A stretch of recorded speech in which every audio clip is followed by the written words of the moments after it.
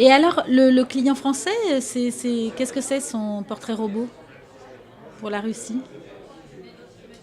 Il change. Je pense qu'il change. On a de plus en plus quand même de clients. Le client rajeunit. Je trouve qu'en fait, il y a encore une dizaine d'années, c'était vraiment les 75 ans, voilà, vraiment troisième âge, 75 plus, enfin 70 plus, alors que maintenant on voit quand même une clientèle très jeune, 45, 50 ans, avec les enfants jeunes et qui se mettent vraiment à voyager avec des sacs à dos, qui nous demandent des voyages à la carte, avec un itinéraire très développé, enfin très bien détaillé, beaucoup d'excursions et en famille. Ça, c'est vraiment nouveau. Donc, location de voiture Non. Non, pas de location de voiture. D'accord, ok. Donc, le road trip n'est pas encore disponible en Russie. D'accord. Et donc, ils se déplacent comment, du coup? Tu as la barrière de la langue aussi, c'est du cyrillique. Alors, ils commencent, grâce à la Coupe du Monde, justement, ils ont mis plein de panneaux en anglais, enfin en lettres latines, pardon. Donc ça a amélioré. Mais c'est vrai que tu loues une voiture, ton GPS est en cyrillique ou tout le reste en cyrillique, c'est un peu compliqué. Donc oui, c'est peut-être un petit peu tôt. Et puis, on est quand même sur des étendues qui sont beaucoup plus importantes qu'en France. Donc, c'est vrai que le road trip, c'est avant tout bien calculé combien on prévoit d'étapes et combien de kilomètres que parcourt-on chaque jour. Donc, c'est vrai que c'est pas évident. La Russie, c'est un pays immense. On voit C'est grand comment pour l'agent de voyage qui, comme moi, ne serait pas familiarisé. Alors, vous prenez la ligne, États-Unis, par exemple. La ligne du transsibérien. Vous partez de Moscou, vous allez jusqu'à Vladivostok, c'est 9300 km. C'est énorme, c'est le plus grand pays du monde. Donc, d'accord, ok. Ouais. Alors, sans aller jusqu'à Vladivostok, il y en a qui s'arrêtent avant quand même, mais c'est vrai que même un périple en transsibérien, et Yulia pourra, je pense, bien le confirmer, c'est quelque chose qui relève de l'aventure aussi. Il y a pas mal de facteurs qu'il faut prendre en compte. Dans l'imaginaire des clients, ça évoque un voyage extraordinaire à la rencontre sur les traces de Michel Strogoff, dans la taïga sibérienne, etc. Et c'est vrai, mais il y a aussi tout un aspect, je dirais, local dont il faut aussi tenir compte, notamment le décalage horaire, l'état des routes, les trains, quand est-ce qu'ils passent, etc. En fonction des étapes que l'on souhaite faire. C'est un voyage extraordinaire, mais qui voilà, exactement, qui s'organise et qui est assez long à monter, je dirais. D'accord. Voilà. Alors, je suis désolée, une question de béotienne. Justement, quand ces familles sac à dos ou qui ont envie de vivre une aventure un petit peu individualiste, surtout quand on s'adresse à une clientèle un tout petit peu moins âgée, ils circulent comment? Quels sont les moyens de transport qui sont... Le train. D'accord. Ouais.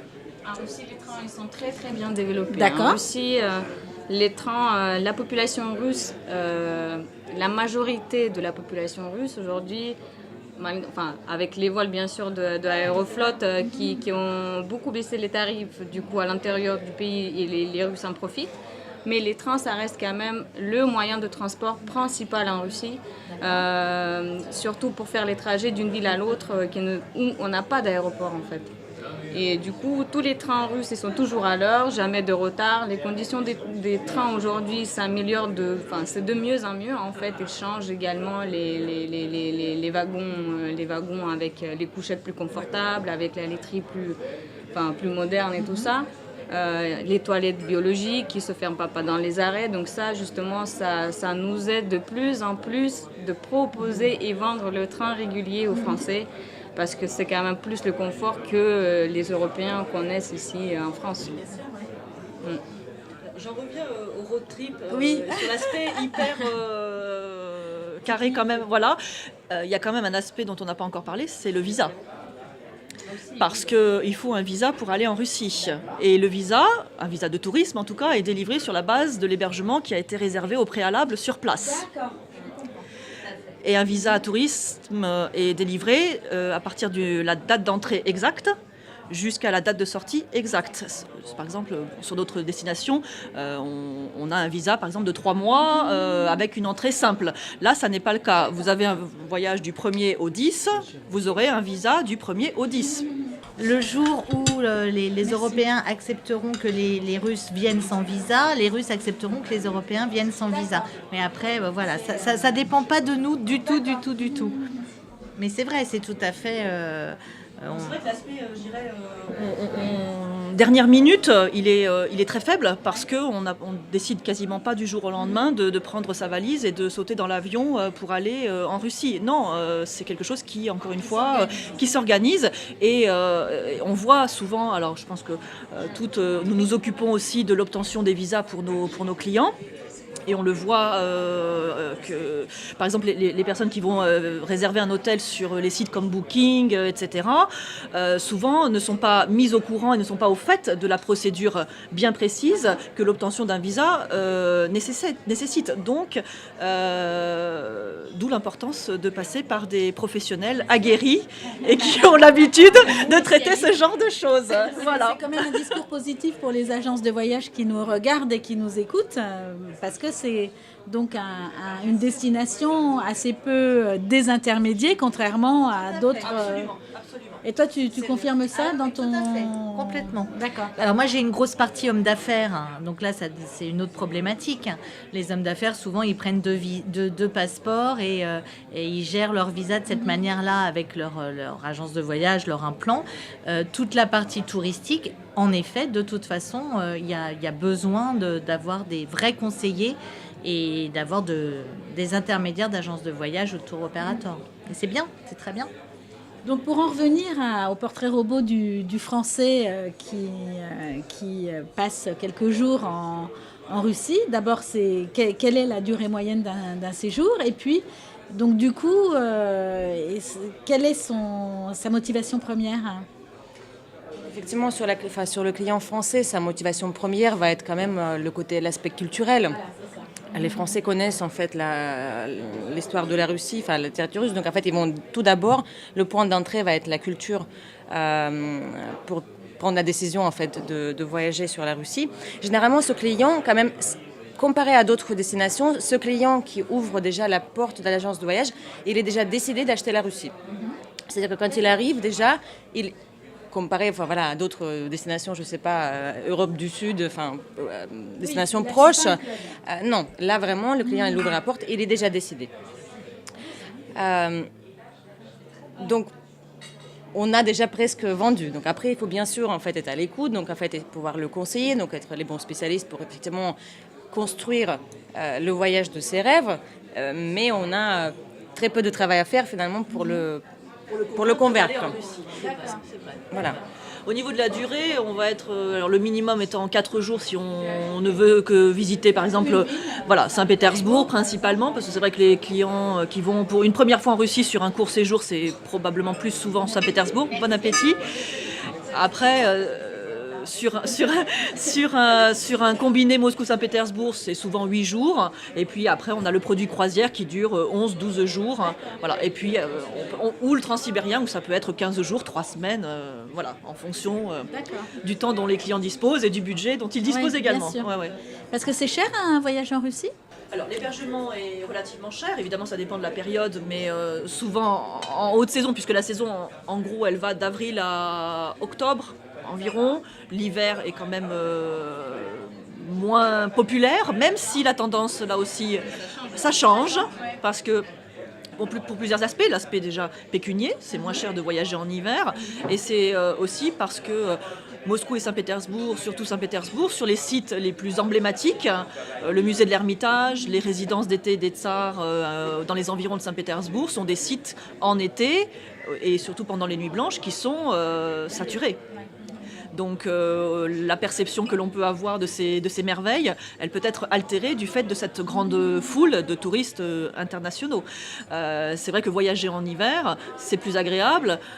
J'étais à Saint-Pétersbourg au mois de février, on s'est retrouvés dans le palais de Pouchkine, quasiment seul. Donc c'est vrai qu'on a pu prendre le temps des commentaires du guide et des merveilles qui nous entouraient. Voilà, donc la tendance, voilà. Et les clients ont moins peur aussi de voyager en Russie en hiver. L'hiver russe ne les rebute pas tant peut-être qu'il y a quelques années. C'est vrai que l'hiver russe est aussi moins rigoureux qu'il y a quelques années. Je pense que vers les capitales, en fait. Voilà, c'est ça. Exactement. Quand on va vers le lac Baïkal, les gens généralement Voilà, ils se posent la question. Et c'est vrai que sur les courts séjours, comme on peut avoir en hiver sur d'autres destinations européennes, Moscou et surtout Saint-Pétersbourg sont maintenant monnaie courante, je dirais. Vraiment. Donc, Et moi, je voudrais juste rajouter aussi, pour les touristes, Aeroflot a été élue meilleure compagnie en Chine. Et c'est vrai qu'on se rend compte que le plus gros marché pour Aeroflot, c'est le marché chinois, qui a de plus en plus de touristes. Et qu'en effet, ils vont privilégier cette fameuse période printemps-été jusqu'en septembre. De décaler un peu vers d'autres mois, ça peut être une bonne astuce pour les passagers européens. Et d'avoir cette souplesse, cette fluidité dans les queues de l'Ermitage. Non seulement dans les queues, mais aussi dans les transports. Enfin, par exemple, un transfert en juin peut prendre beaucoup plus de temps. En fait, on arrive à l'aéroport de Sheremetyevo pour aller au centre-ville et il arrive de faire 4 heures de transfert, tellement le trafic est dense. Donc c'est vrai qu'il y a non seulement le côté moins de queues sur les sites et dans les musées, mais aussi moins de circulation. Donc plus de temps pour effectuer les visites et aussi les meilleurs prix et donc les Russes même eux-mêmes en fait on commence à conseiller aussi maintenant juillet et août parce que là en fait où les Russes partent aussi sur leur datcha, il y a quand même moins d'influence en fait sur juillet et août et on essaye de pousser aussi cette période-là, donc février, mars, juillet, août et novembre, décembre pour effectivement dispatcher un peu et Pour Moscou, par exemple, parce que c'est la ville des hommes d'affaires, surtout, Moscou. Et le mois d'août, c'est considéré comme une basse saison dans les hôtels. Donc les hôtels, ils pratiquent généralement les tarifs très intéressants pendant le mois d'août. Ce qui intéresse beaucoup les gens, justement, pour les courts séjours de 4-5 jours à Moscou. Et justement, l'offre hôtelière est une offre rénovée, avec des hôtels tout neufs. Comment ça se passe? Ça a beaucoup changé. On a senti les choses vibrer. En tout cas, Saint-Pétersbourg, pour le tricentenaire de la ville en 2003, ça a commencé à être impulsé à cette époque-là. Je reparle, ça fait maintenant 15 ans, mais bon. Mais d'un autre côté, c'est vrai qu'on a maintenant toutes les chaînes internationales qui sont implantées à Moscou, Saint-Pétersbourg et dans d'autres villes de province. Et c'est vrai qu'on a aussi, alors on râlait nous entre professionnels qu'il y avait finalement peu de structures, je dirais à taille humaine, genre mini-hôtel, hôtel de charme, etc. C'est quelque chose aussi qui a tendance à se développer. À Saint-Pétersbourg beaucoup, à Moscou un peu moins, mais quand même la tendance est là. Et c'est positif, c'est positif. Alors il faut prendre aussi en compte, encore une fois, les distances qui sont importantes, les villes qui sont aussi très grande, donc la notion de centre-ville est toute relative. C'est aussi un travail que nous devons faire en tant que professionnels auprès des clients pour bien leur expliquer, mais le niveau en tout cas de l'hôtellerie est bon. Et comme l'a dit Yulia, par exemple, Moscou qui pratique des tarifs assez élevés en semaine pour justement les hommes d'affaires, le week-end pratique des tarifs vraiment très abordables, d'où l'intérêt pour les touristes loisirs de privilégier finalement leur séjour à Moscou sur les week-ends. Absolument. Et tous les musées sont ouverts, enfin il n'y a pas de souci. Donc la Russie échappe au phénomène Airbnb ?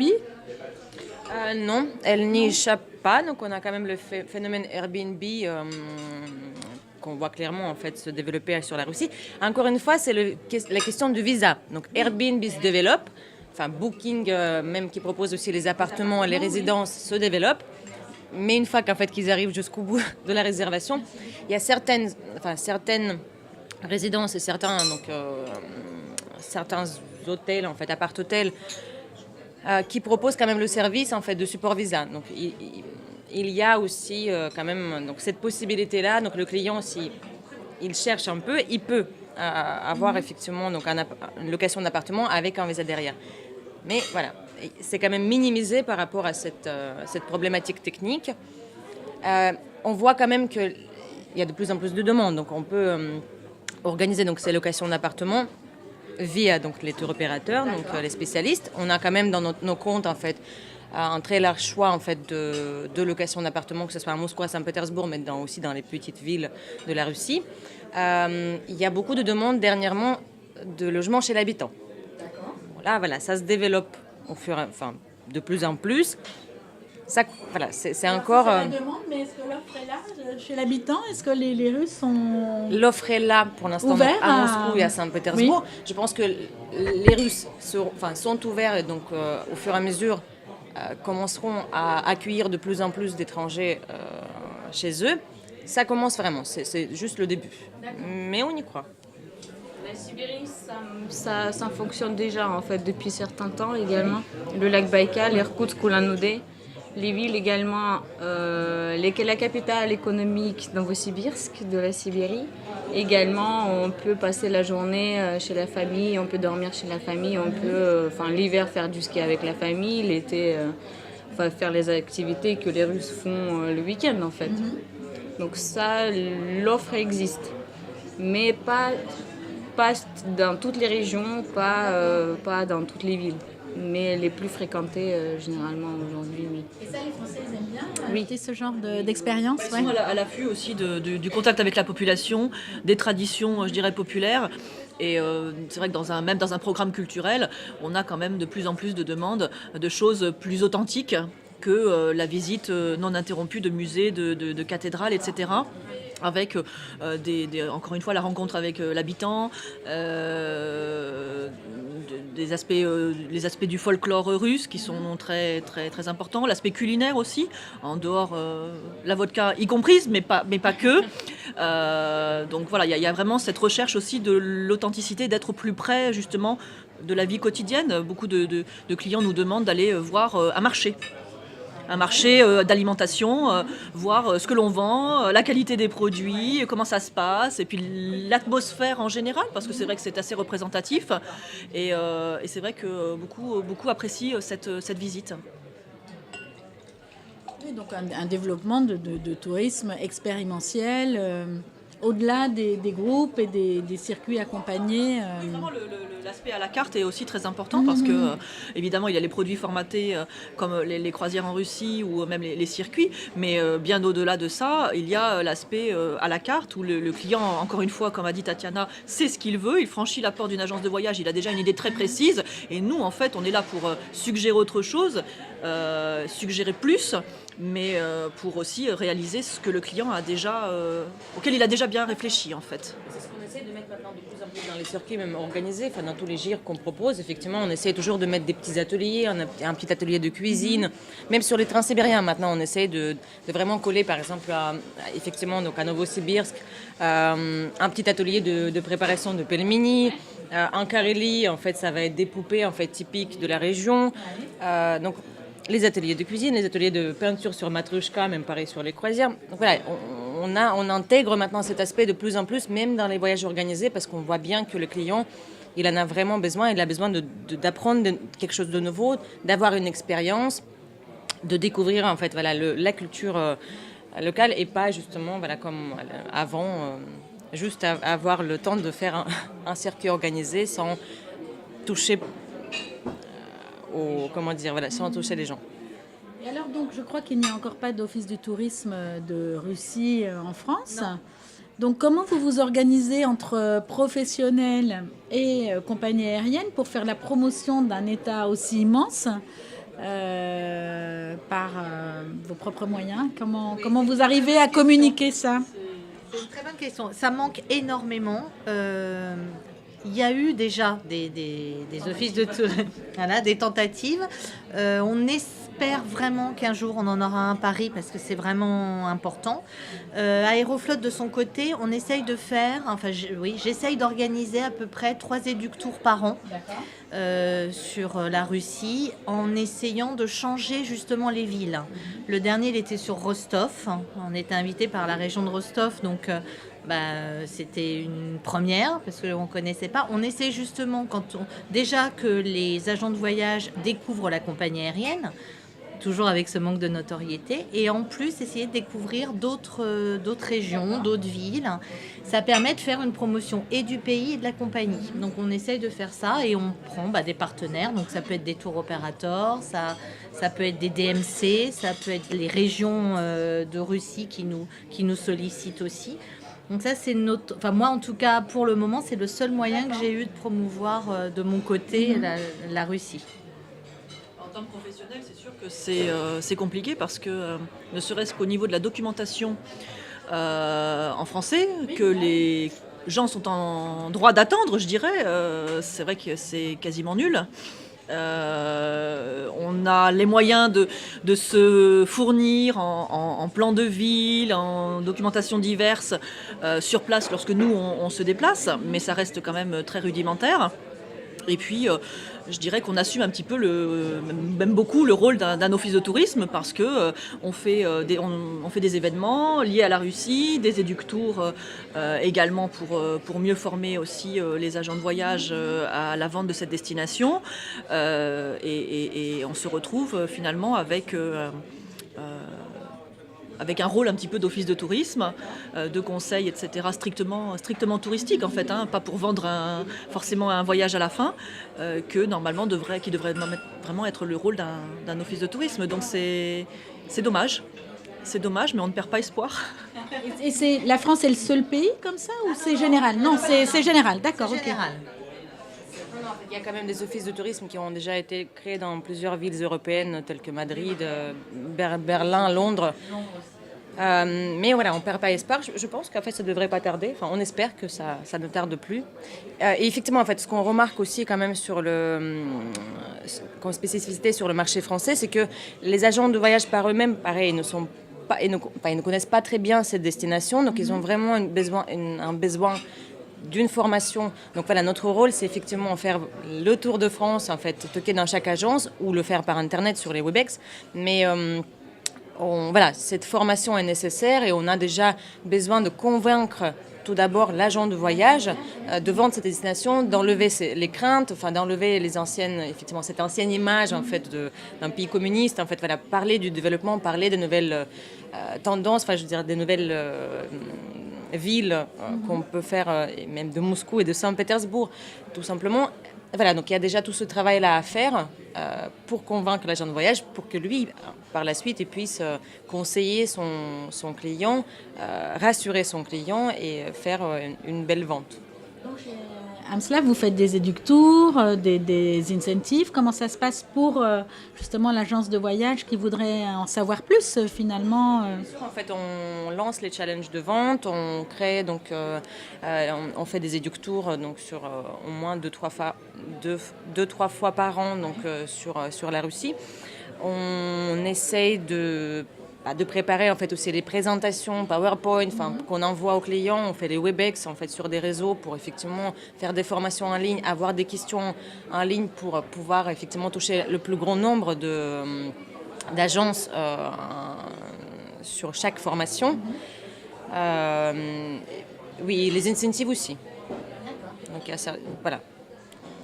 Et chez toi, comment ça se passe? On est beaucoup plus avec les individuels au bureau de Paris, mais c'est vrai que le bureau de Moscou travaille beaucoup avec un B2B en fait, et effectivement, ils font également les éductours pour les agences qui viennent pour découvrir surtout les capitales, voir un petit peu à quoi ressemble aujourd'hui la vie nocturne par exemple, parce qu'également on a les demandes pour les gens qui demandent où on peut aller manger, les restaurants, les bars, etc. Donc ça fait partie ça c'est le bureau de Moscou plutôt qui fait ça, qui organise les éductours. Nous, c'est vrai que dans les agences de voyage, ça rajoute beaucoup plus de travail aux agents de voyage, même les connaisseurs de la Russie. On doit consacrer beaucoup plus de temps aux voyageurs qui vont partir à leur expliquer, vraiment faire sorte, enfin, on remplace l'office de tourisme et le vendeur, enfin, et on est le vendeur en même temps, parce qu'il faut qu'on raconte quand même un petit peu, il y a un préface à chaque fois pour dire qu'est-ce que c'est la Russie, la culture, etc. Donc, ce qui fait que les agents de voyage aujourd'hui, surtout dans les agences spécialisées, je ne sais pas vraiment comment ils font dans les revendeurs justement de la Russie. Mais même nous, aujourd'hui, je sais que on doit donner un peu d'historique en fait à chaque fois, raconter comment ça marche, comment ça se passe. Et puis, je pense que pour les agences qui sont généralistes, en fait, ça doit être très très difficile justement de donner une vraie image de la Russie pour vendre la Russie. C'est assez compliqué en mainstream, donc. Effectivement, en fait, on voit très bien que la vente, la concrétisation d'un dossier se passe beaucoup plus vite quand on parle d'une expérience, quand on peut parler du vécu, passer notre ressenti, quand vraiment le client puisse ressentir cette déjà passion, connaissance de la destination. Donc si effectivement on ne peut pas transmettre ça à un agent de voyage... ça prend beaucoup de temps. C'est justement, en fait, c'est ça le travail de l'office de tourisme, passer cette passion, informer, donner les outils qui vont bien. Voilà, donc c'est vrai que pour nous, chacun fait ce travail de son côté. Ça prend du temps, c'est long, voilà. Parce qu'en Russie, le tourisme n'est pas considéré comme une ressource comme elle pourrait être considérée dans d'autres pays. Si, d'accord. Si, vraiment. D'accord. Okay. Il y a une vraie c'est récent. reconnaissance de l'apport en PIB, en devises. Je pense que vous seriez tous surpris de voir l'organisation, la propreté, la sécurité en Russie. C'est impressionnant. À chaque fois que j'emmène un Éductour, tout le monde me dit mais c'est magique comme pays. C'est vraiment... Et c'est pas parce que je suis chez Aeroflot maintenant, mais du tout. Mais c'est vrai que c'est très sûr. Il y a des X-rays partout quand vous rentrez dans les grands magasins, sur la place du Kremlin, sur les musées. C'est extrêmement sûr. C'est très propre. Dès que vous avez un papier par terre, il disparaît. Vous savez pas comment. Donc c'est un pays qui est ouvert justement sur ce côté d'image du pays qui est extrêmement agréable. Et même en tant qu'Aéroflot, je fais un peu d'office de tourisme parce que souvent je vais promouvoir la Russie autant que la compagnie. Et pourtant la compagnie va en Chine et va en Asie et va autre part. Mais on est aussi tenu de montrer cette image de la Russie également. D'accord. Et c'est vraiment un très très beau pays.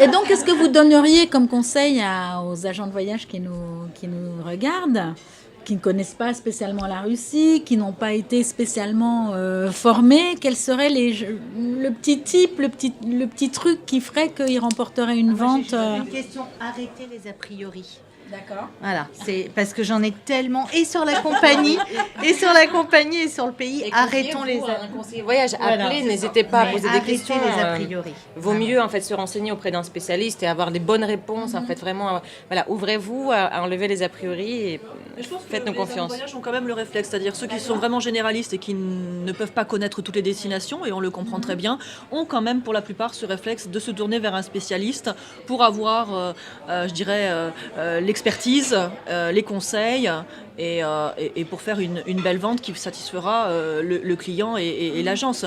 Je pense que dans la plupart des cas, les agents ont ce réflexe. Alors, je suis d'accord avec toi, mais il faut quand même à un moment donné, tu peux avoir les choix de destination. Tu peux avoir Dubaï, Moscou et n'importe quoi, Marrakech. À un moment donné, les gens vont tout de suite dire « Ah non, il faut aller à Dubaï, c'est fantastique ». Tu vois, il n'y a pas encore cette curiosité de dire « Mais pourquoi pas Moscou ? Il y a tout ce qu'il faut pour faire… » volonté d'organiser, encore une fois, des éductours pour former les agents et qu'ils voient de leurs propres yeux, parce qu'il n'y a rien de tel que de le voir de ses propres yeux pour être conquis, et en général, c'est le cas. Et puis aussi, nos équipes commerciales qui sillonnent, je dirais, la France pour justement… Voilà, et puis former les agents sur la destination pour qu'ils puissent vendre le mieux possible. Et donner envie. C'est d'être curieux. Soyez curieux de quelque chose de nouveau qui va justement changer des sentiers battus.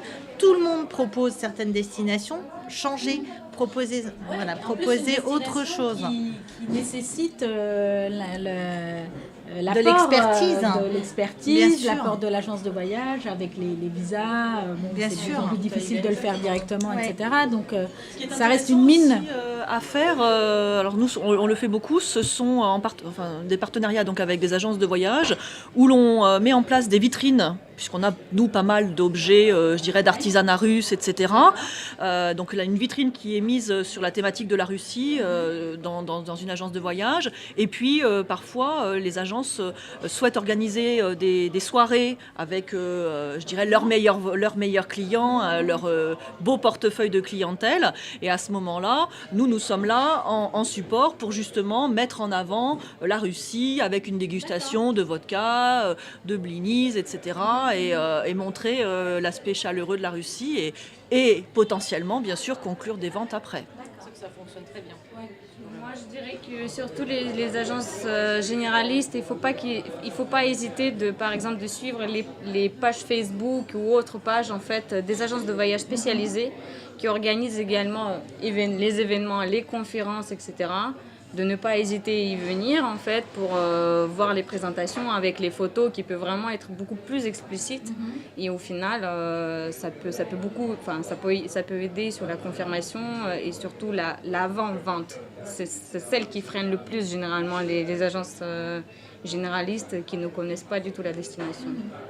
Très bien. Eh bien, je pense qu'on a on vous a donné envie de vendre la Russie. C'est un pays qui a l'air somptueux, avec l'opportunité d'avoir énormément de Jupiters, énormément de nouvelles villes à découvrir.